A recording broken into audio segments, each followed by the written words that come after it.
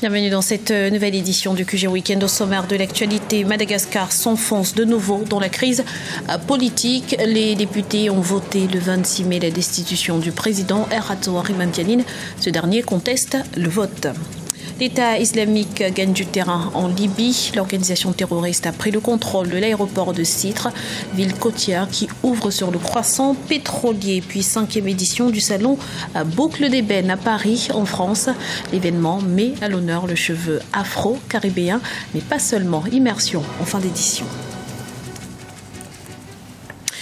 Mais tout d'abord, le président du Zimbabwe et président en exercice de l'Union africaine, Robert Mugabe, est arrivé ce samedi à Malabo, en Guinée équatoriale, pour une visite officielle de 48 heures. À l'ordre du jour, un entretien avec le président équato-guinéen Teodoro Obiangema Mbazogo, mais également la signature de plusieurs accords de coopération. Une nouvelle crise politique se dessine à Madagascar. Après 18 mois à la tête du pays, le président Erato Harimampianine a été destitué ce mardi 26 mai par les députés qui lui reprochent d'avoir violé la Constitution. Il appartient désormais à la haute cour constitutionnelle de valider ou non le résultat du vote. Explication avec Aminata Diak. À Madagascar, c'est une nouvelle crise politique qui se profile. En cause le vote des députés de l'Assemblée nationale le 26 mai 2015 visant à destituer le président élu démocratiquement en janvier 2014, Harimampianine. Les parlementaires l'accusent de violations graves et répétées de la Constitution et de haute trahison, des accusations que réfute le gouvernement qui pense que le vrai problème est ailleurs. En réalité, ce qui semble attirer l'ire de certains députés, c'est de s'entendre dire que le président allait dissoudre l'Assemblée nationale, ce que le président n'a nullement envisagé. Alors, certains politiciens, effectivement, ont intérêt à ce qu'il y ait une déstabilisation au niveau du pays et ont convaincu certains députés, par des moyens souvent pas très catholiques, de dire le président va dissoudre parce que ces assises ont pris des résolutions de dissolution. Les autorités dénoncent également une tentative de manipulation de la population et de déstabilisation du pouvoir en place venant de personnes mal intentionnées. On pense à beaucoup de monde aujourd'hui qui n'ont pas intérêt à ce que les choses avancent à Madagascar et qui veulent déstabiliser le pays. Les députés qui sont comme le président l'avait d'ailleurs condamné parce qu'ils sont sortis du cadre légal et on est dans un pays où on recherche depuis l'arrivée du président de la République à la magistrature suprême. Le leitmotiv, c'est état de droit. Lorsque tout ce processus qui veut aboutir à une destitution du président de la République a été mis en marche, c'est en dehors de tout texte. Or, on saisit aujourd'hui, on fait une procédure qui est entachée de vice de procédure. Le résultat du vote des députés devrait être validé par la Haute Cour constitutionnelle dans les prochains jours. Une décision très attendue par le gouvernement qui estime n'avoir pas failli à son devoir malgré quelques retards dans l'exécution de plusieurs projets. L'État islamique poursuit son avancée en Libye. L'organisation djihadiste a pris le contrôle de l'aéroport de Sitre après le retrait ce jeudi des combattants de la coalition de milices Farj Libya. Le point sur la situation avec Aminata Diak. En Libye, le groupe terroriste État islamique a pris le contrôle de l'aéroport de la ville de Sirte. Les djihadistes ont profité du retrait des combattants de la coalition des milices de Fajr Libya de la base aérienne ce jeudi 28 mai pour s'emparer des lieux. Cette opération est intervenue quelques heures après la fin d'une rencontre réunissant dans la capitale égyptienne Le Caire près de 200 représentants des tribus libyennes pour trouver une solution à la crise dans leur pays. Et la question des tribus, la question de l'association de la société civile, etc., c'est marginal par rapport à la réalité sur le terrain. La réalité sur le terrain, c'est les milices armées qui contrôlent tout. Donc tout ça, oui, peut-être va aider à trouver une solution pacifique en Libye, mais en réalité, tous les pouvoirs sur le terrain, c'est aux mains des milices. Pour le spécialiste, l'avancée de l'État islamique en Libye constitue une menace pour la sécurité nationale. Toute la ville de Sirte est aux mains de Daesh. Et en plus, ils ont contrôlé depuis hier la base militaire la plus importante dans le centre de la Libye, c'est-à-dire la base Al-Qurdabiya. Et il y a bien sûr un aéroport militaire très important qui peut servir Daesh.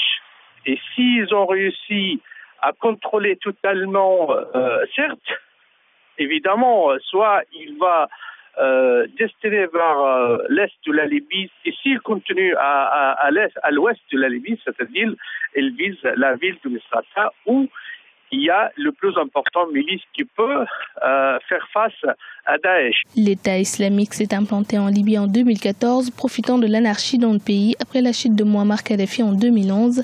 Depuis février 2015, les islamistes contrôlent plusieurs zones dans la région de Sirte, notamment la localité de Nouflié, devenue fief local de l'État islamique.